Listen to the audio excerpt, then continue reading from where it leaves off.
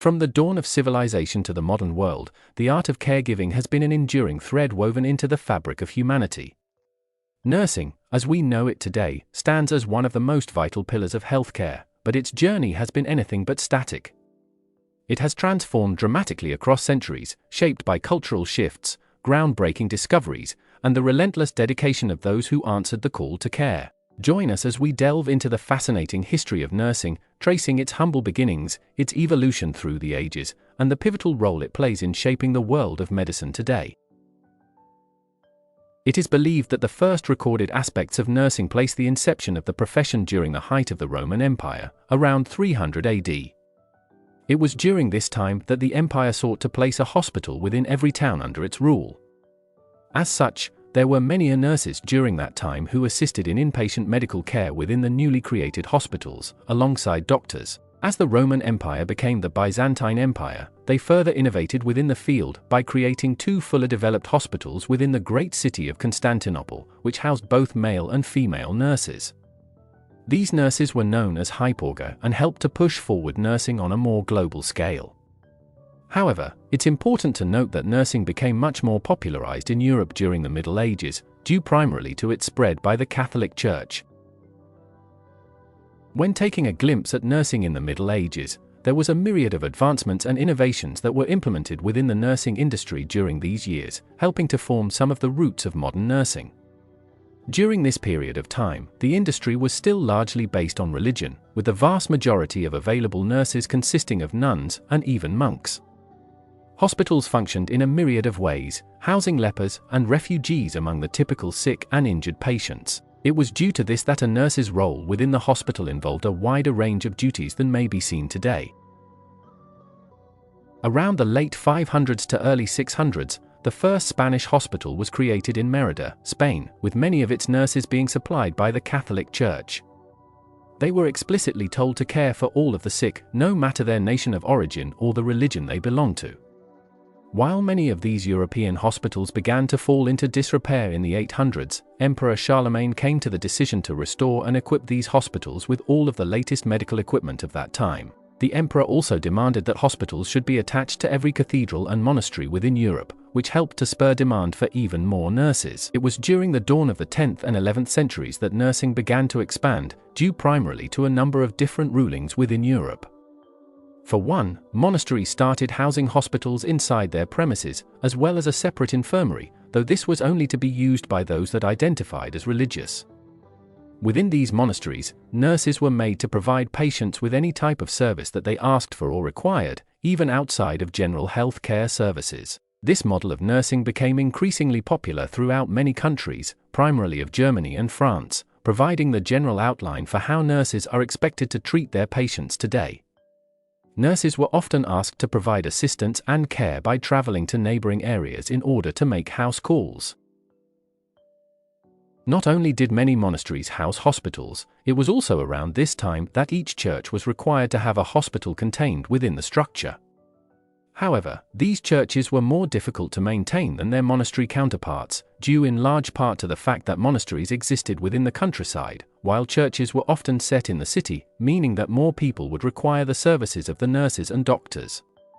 As such, the priest within each church was required to assist with the hospital that resided within their church. This proved successful in both the short and long term and allowed Germany to craft well over 150 hospitals between the years of 1200 and 1600, expanding the role of nurses within Europe dramatically.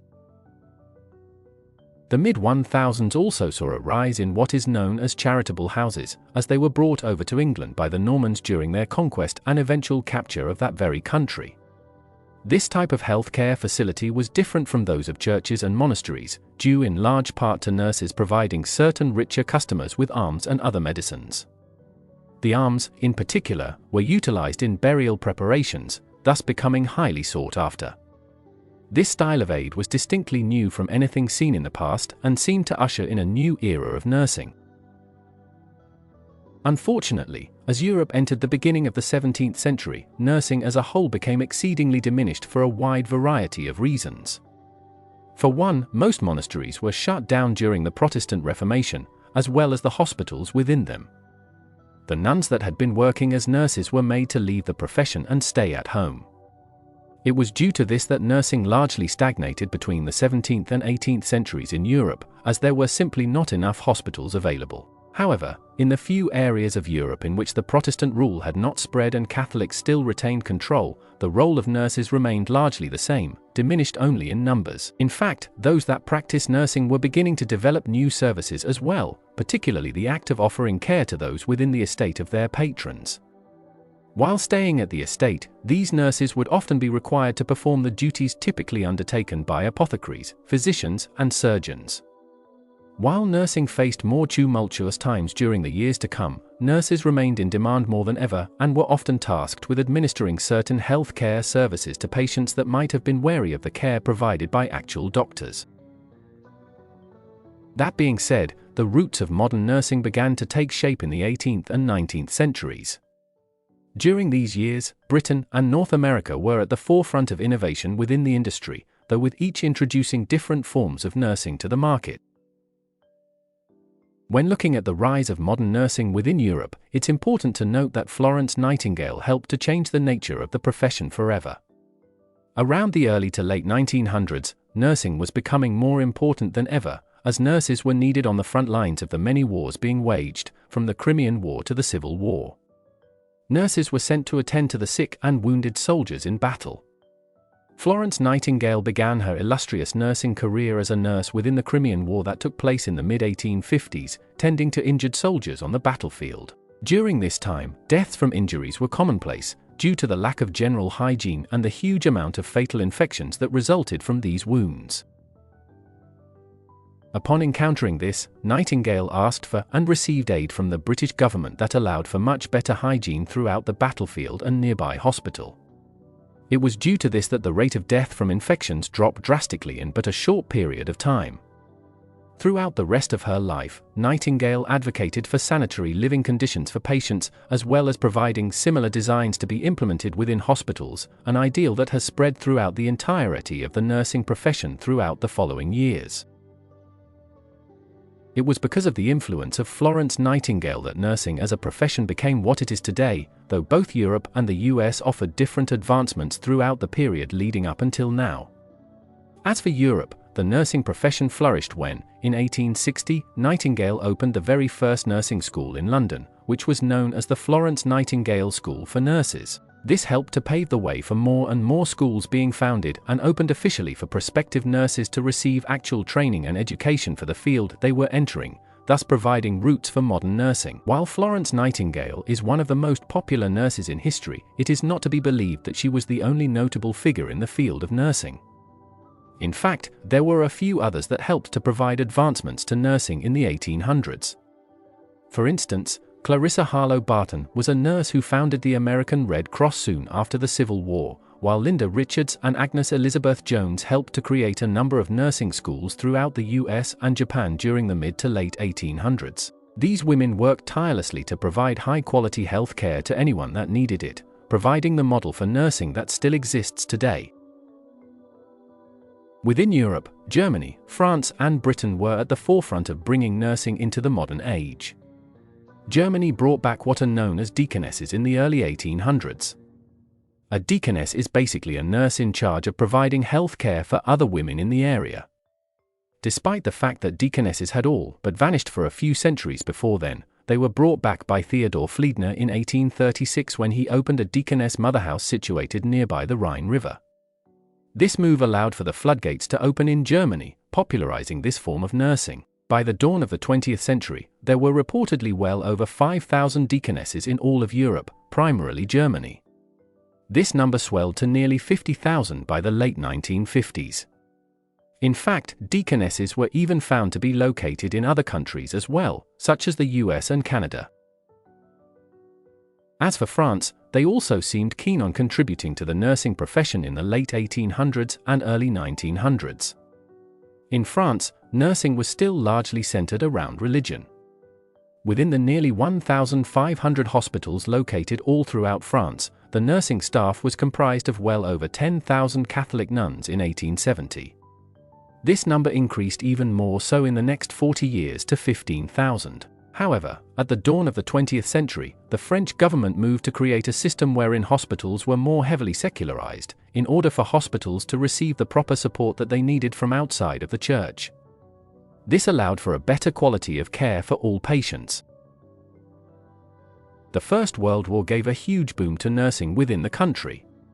While many of the nurses that joined the ranks during this time were untrained and seemed to leave the profession not long after the war ended, it brought about a larger focus on nursing by France that was missing before then, which was further signified by the offering of a national diploma in nursing in the year 1922. It's also important to note how important nursing came to be within all military situations over the years. Queen Victoria of England began to assign military general hospitals to be made in the 1860s, starting with that of the Royal Victoria Hospital. This move was largely brought about because of the necessity for nursing within the Crimean War. These military hospitals were developed solely to provide care to soldiers and military patients. As such, many nurses throughout Europe started being appointed directly to these hospitals around that time. However, one thing that still stood out was that many of the available nurses at the time were simply untrained, in both the profession and in how to deal with the exceedingly adverse conditions brought about during the time of war. While the health care being administered was useful and still helped to save lives, it was becoming clear that nurses would need to undergo some sort of training to become better equipped to handle any type of condition. Nursing within the United States took a decidedly different path than in similar countries. Due to the absence of a stronghold of Catholicism within America, the nursing field was not comprised of nuns. Nursing officially began in the early 1700s when the first almshouse was opened in Philadelphia. However, many of the hospitals that were created in the ever-expanding United States throughout the next 2 centuries were largely derived because of the fear from local governments of diseases spreading to the more wealthy population. Therefore, they did not receive the proper funding that would have allowed for the training of nurses. It should also be noted that the only roles for a nurse within these hospitals during this period of time revolved primarily around tending to the elderly and those with sicknesses, such as the flu and the common cold. These almshouses were rarely equipped to deal with any actual illnesses that needed to be treated immediately. However, most nurses spent their time tending to soldiers' wounds within the Civil War, as well as joining the American Red Cross soon after the war. It wasn't until the dawn of the 20th century that actual progress and modernization within the field of nursing began to take place. There were a number of factors that contributed to the general rise in nursing. The first of these revolved around the state of the nursing schools that had already existed at this time.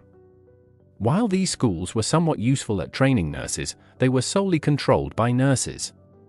Although this did have its advantages, they did not have enough resources to properly innovate and advance the overall profession. This was changed in 1900 when schools became controlled by hospitals instead, allowing for a more hands-on approach to training, which proved highly useful in giving prospective nurses the necessary tools to train efficiently. Before this, nurses in training would only learn through the medical books that they were taught with.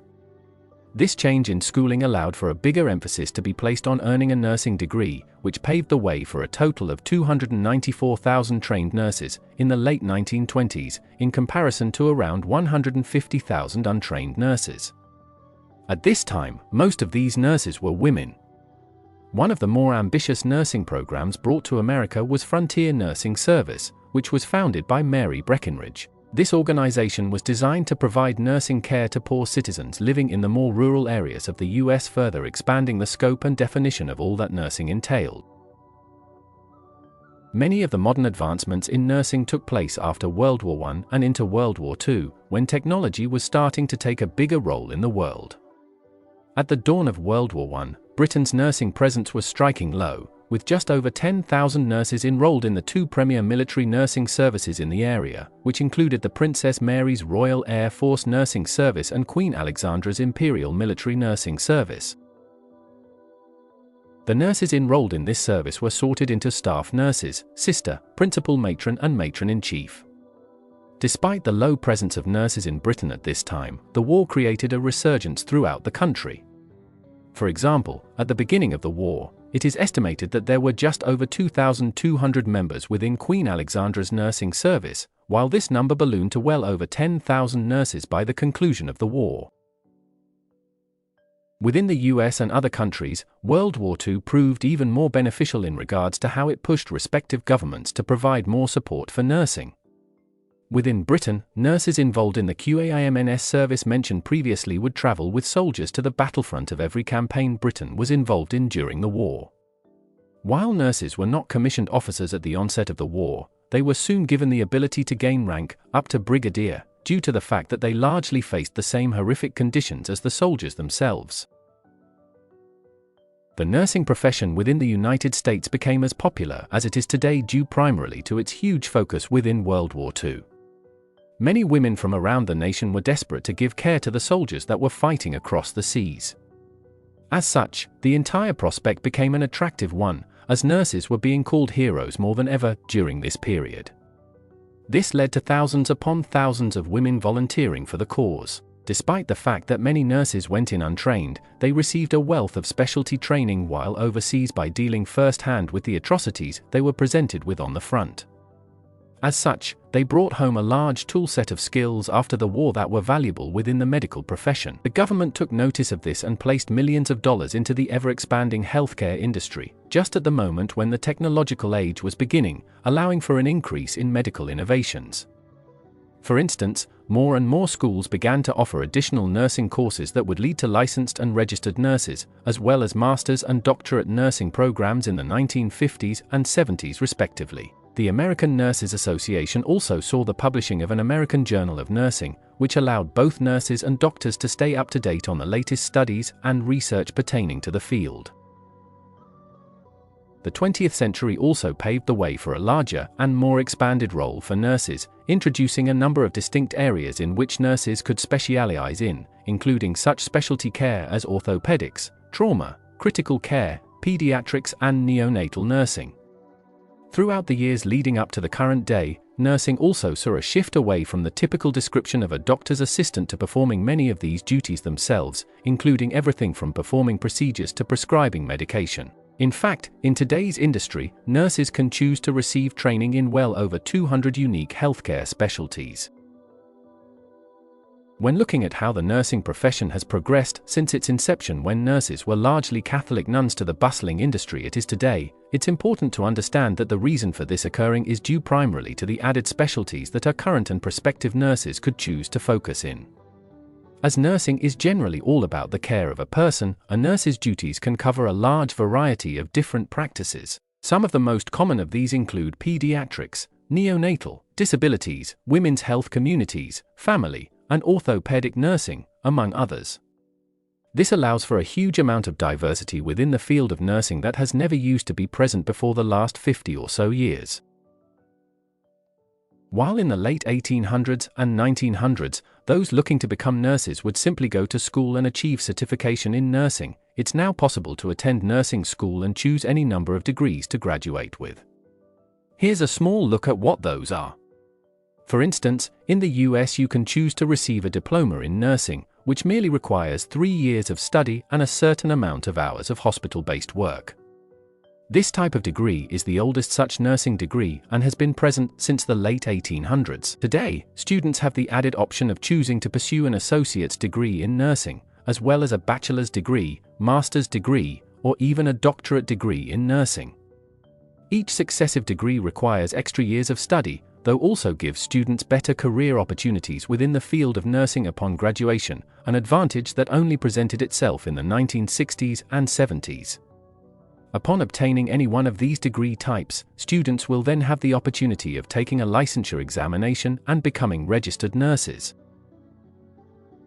While the role of nurses in the world has expanded dramatically within the last 2 centuries, it's clear that nursing will continue to grow into an even more important aspect of the healthcare industry within the years to come.